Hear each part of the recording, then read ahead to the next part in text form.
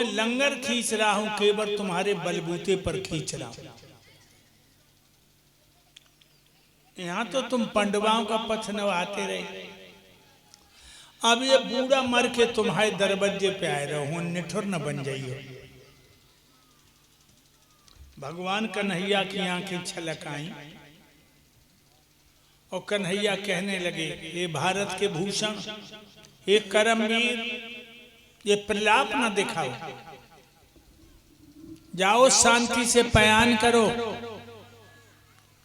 हमारी भक्त में अर्जुन की ठेकेदारी नहीं है,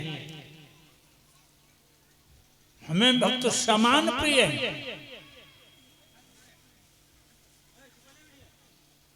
उसी समय दादा भीष्म ने ओम शांति कहकर अपने प्राणों को छोड़ दिया। कितनी उम्र थी दादा की? 285 वर्ष 6 महीना 11 दिन की उम्र में दादा ने अपना शरीर छोड़ दिया। पंडवा रोते धोते घर आ गए और दादा की लाश का दाह संस्कार किया। लाश में जितना वजन है उतनी घी, दादा की लाश में जितना वजन है उतनी धूप, दादा की लाश में जितना वजन है उतनी चंदन की लकड़ी। ध्यान रखना लोगों,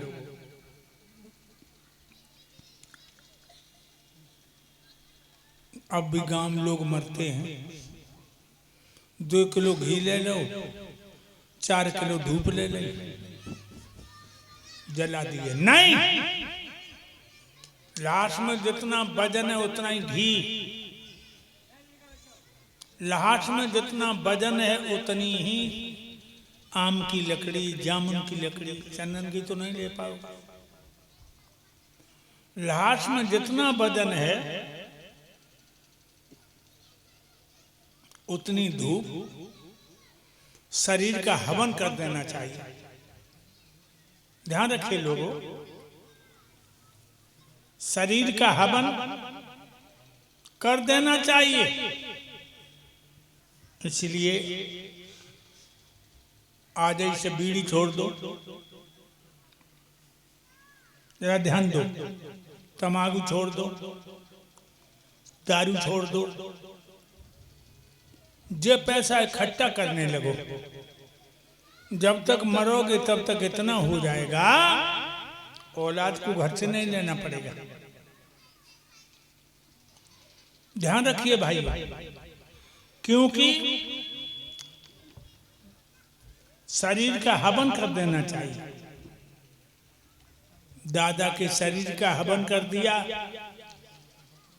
पंडवा घर आ गए। इधर रात के 12 बजे चाचा विदुर, कुंती, गंधारण, धृतराष्ट्र घर छोड़ के निकल गए। व्यास आश्रम में जाकर योग विधान के द्वारा इन्होंने अपने शरीर को छोड़ा। धर्मराज को पता लगा, चाचा विदुर, कुंती, गंधारण, धृतराष्ट्र संसार को छोड़ के चले गए। बड़ा दुख हुआ और उन्होंने, धर्मराज ने अपने चारों भाई बुलाए, नकुल, सहदेव, भीम, अर्जुन, और कहने लगे, भैया ये जीवन क्या है, मृत तृष्णा, इसमें विश्राम नहीं मिलता। बेटा विनीत, जीवन में विश्राम नहीं मिलता, ये सोचिए। तृष्णा दिन दिन बढ़ती है। इसलिए परमपिता परमात्मा से नेह जोड़ो।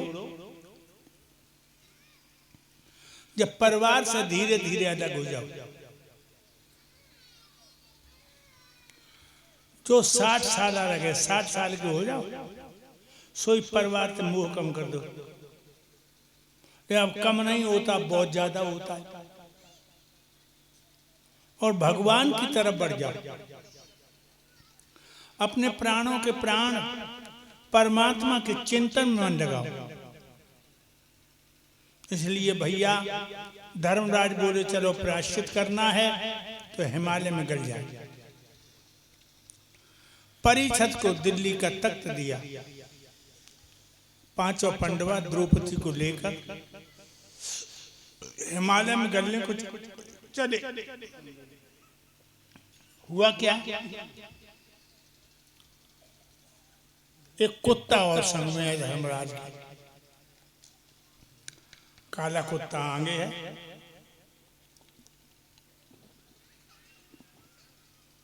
उसके पीछे धर्मराज, धर्मराज के पीछे अर्जुन, अर्जुन के पीछे नकुल सहदेव, लेकिन अर्जुन के पीछे भीम है। पर्वत पर पहुंचे हिमालय, द्रौपदी पहले गलने लगी, गलन लगी, घुटन तक गल गई, सो गिर गई।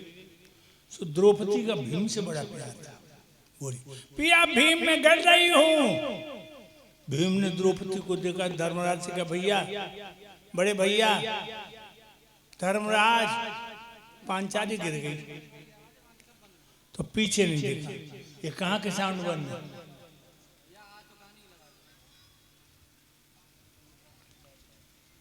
जो साउंड बंद है उन्हें चालू, कौन देख रहा है, डिस्टर्ब नहीं होना चाहिए।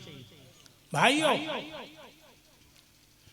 धर्मराज पूछ के जब बताओ भैया द्रौपदी पहले कहीं गली, क्यों गली? धर्मराज पीछे नहीं देखा, आगे मुंह में कहा भीम। जब औरत को अपने जोबन पर बड़ा घमंड था, इस औरत को अपने जोबन पर घमंड था। जब श्रृंगार करने खड़ी होती थी तो मन ही मन में कहती थी कि मेरे समान सुंदर कोई औरत नहीं है, तासों गली। और जो माँ भारती जाइन कराए दो, जब डाइन है जाइन मरवा दे, सबा हीरो।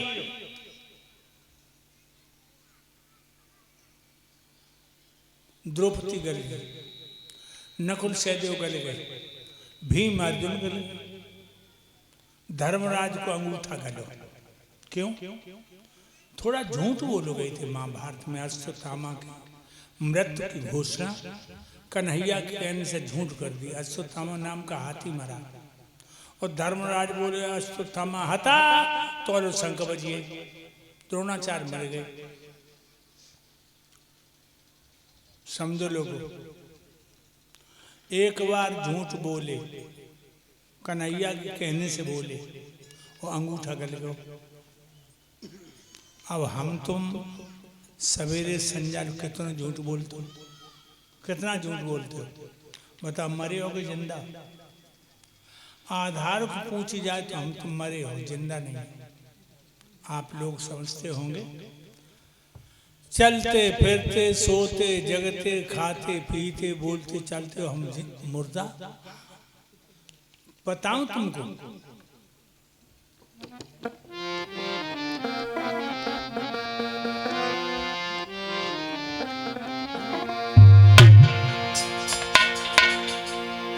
जिंदा वो माने जाते जो प्रभु से प्रीत लगाते हैं,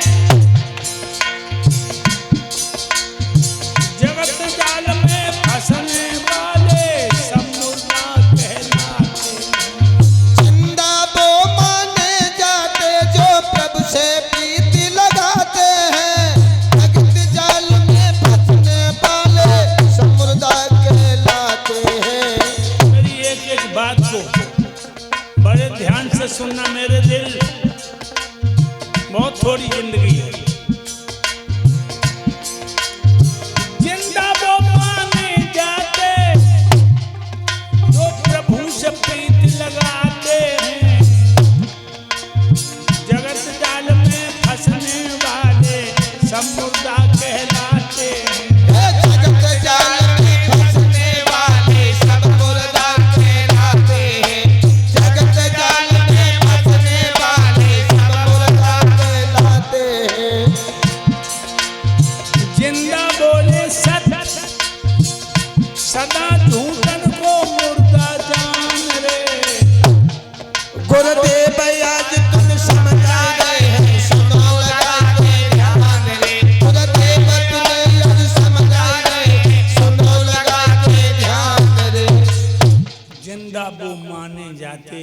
जो प्रभु से प्रीत लगाते हैं,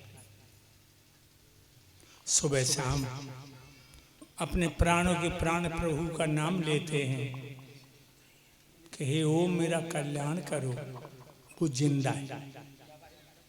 और संसार के जाल में फंसे, औरत के चक्कर में, औलाद के चक्कर में, शोहरत के चक्कर में, वो मुर्दा है। जिंदा बोले सत्य, सदा झूठन को मुर्दा जाने। जो सत्य बोलते हैं, धर्म पे चलते हैं, वो जिंदा है। और जो झूठ ही रहना, झूठ ही देना, झूठ ही खाना, झूठ चबेना, बेई मुर्दा है। ध्यान रखो। और बताओ, सभी स्वार्थी मरे हुए, जिंदा सब उपकारी हैं। बताया मैंने अभी, सभी स्वार्थी मरे हुए हैं, जिंदा पर उपकारी हैं।